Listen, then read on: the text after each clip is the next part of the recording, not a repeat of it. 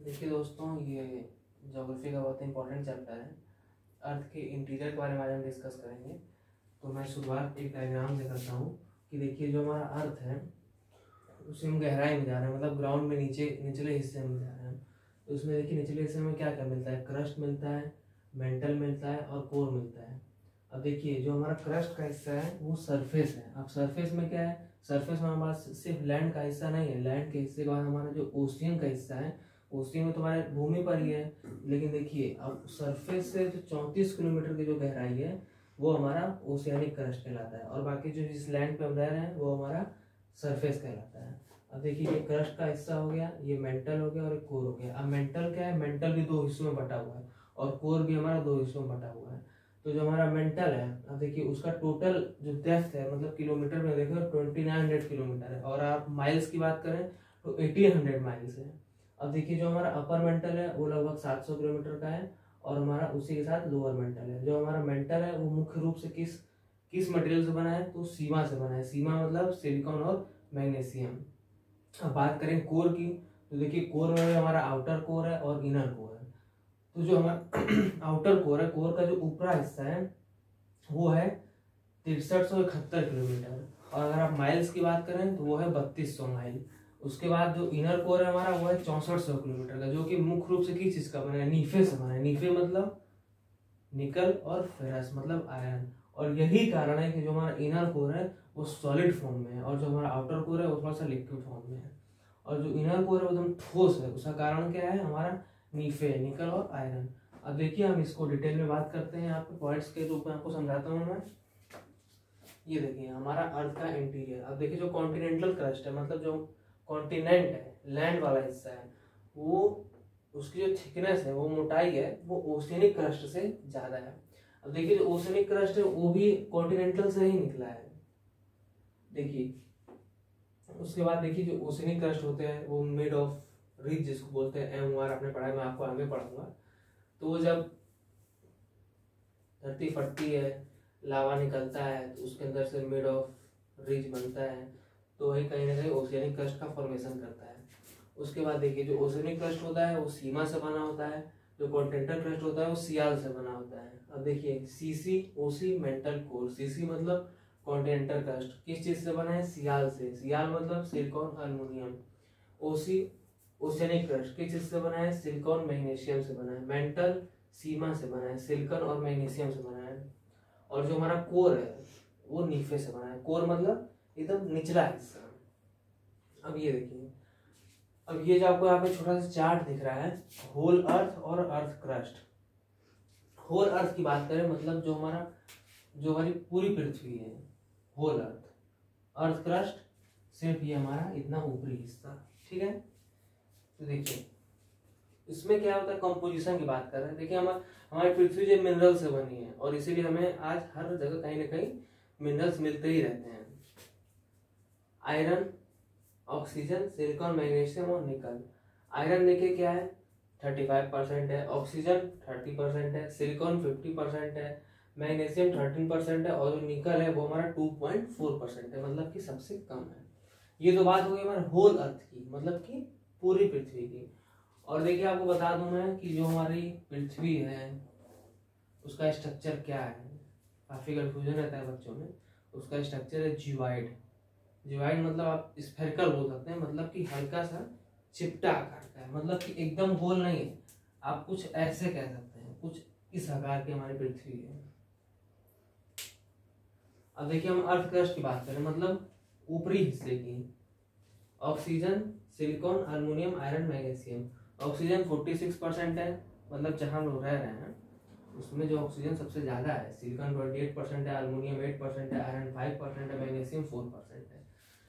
Confusion कहाँ होता है बच्चों को, जब होल अर्थ पूछा जाता है अर्थ क्रस्ट, तो बच्चे ऑक्सीजन में और आयरन में कंफ्यूज जाते हैं। जब होल अर्थ का पूछे तो आयरन बताइए, जब अर्थ क्रस्ट का पूछे तो ऑक्सीजन बताइए, फर्स्ट लेवल पे। अब देखिए इसको याद करने कोई ट्रिक नहीं है, क्योंकि हमारे 4 से 5 मिनरल्स हैं और इन्हें बचपन से हमें पढ़ा है, तो इन्हें बोलने में कोई बहुत कठिनाई नहीं होती है, तो आप इसे आसानी से याद कर सकते हैं। अब देखिए इतनी बात हो गई, मैं आपको और कुछ इंपॉर्टेंट पॉइंट्स बताता हूँ हमारे क्रस्ट के बारे में, मेंटल कोर, तीनों लेयर्स के बारे में। ये देखिए कि approx at every 32 metre 1 degree temperature increase, जैसे जैसे आप 32 मीटर नीचे जाएंगे 1 डिग्री टेम्परेचर आपका बढ़ता जाएगा। सेकंड पॉइंट में क्या लिखा है, in upper mantle due to high temperature rock get melt and comes in liquid form. मतलब क्या हुआ इसका कि जो हमारा अपर मेंटल का हिस्सा है, क्रस्ट के नीचे वाला जो हिस्सा है मेंटल में भी अपर मेंटल जो है वो हाई टेम्परेचर के कारण जो रॉक्स हैं वो मेल्ट हो जाती हैं और लिक्विड फॉर्म में आ जाती हैं। अब देखिए उसका पिघलने का एक कारण है क्योंकि जो हमारा पहला लेयर है वो हमारा होता है लिथोस्फीयर का, और दूसरा जो हमारा लेयर है वो होता है एस्थेनोस्फीयर का। देखिए मैं सेकंड पॉइंट में लिखा भी है, थर्ड पॉइंट में, first layer that is hard is lithosphere. जो हमारी पहली लेयर वो काफी हार्ड है वो लिथोस्फीयर की, जो कि लगभग 100 किलोमीटर की होती है, और उसके after semi solid layer. Semi solid मतलब क्या होता है, सेमी मतलब आधा, सॉलिड मतलब कठोर, जो अर्ध कठोर है, मतलब कि ना ही बहुत कमजोर है ना ही बहुत कठोर है। वो कौन सी लेयर है, वो एस्थेनोस्फीयर की लेयर है, 700 किलोमीटर की लेयर होती है।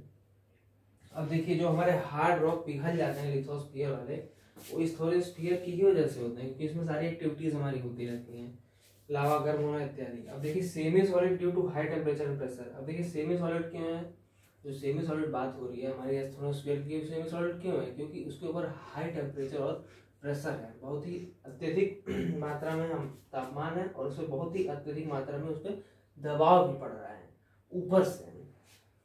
अब earthquake volcanoes are caused by asthenosphere.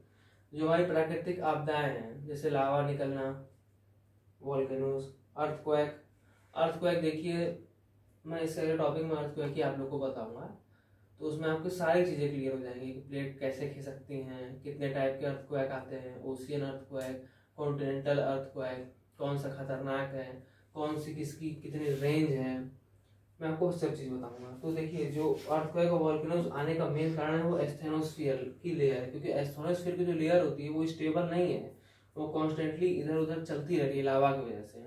क्योंकि हमारी पृथ्वी तो 100 किलोमीटर 200 किलोमीटर क्रस्ट के जो नीचे का हिस्सा है वो अनस्टेबल है।